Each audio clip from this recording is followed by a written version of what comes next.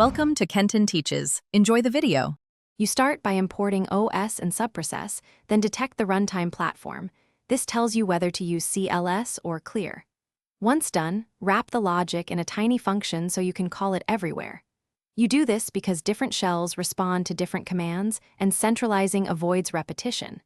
Make sure to use OS, name or sys, platform to branch, and choose subprocess when you want more control over errors. This gives a predictable first step toward a reliable clear.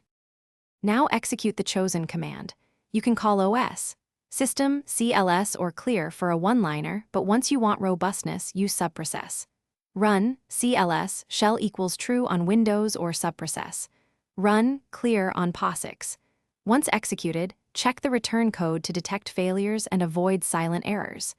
Make sure to test directly in the terminal you target, because IDE consoles may behave differently, and prefer subprocess when security or precise return handling. Finish by returning a small utility that picks the correct command and runs it, then reports success. Once done, include an ANSI fallback like print, \033C for terminals that honor escape sequences. This helps when shell commands fail.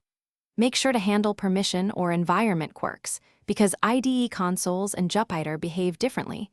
If clearing does not work there, restart the kernel or use the environment's clear feature. If things go wrong, try the ANSI fallback and verify the platform detection logic.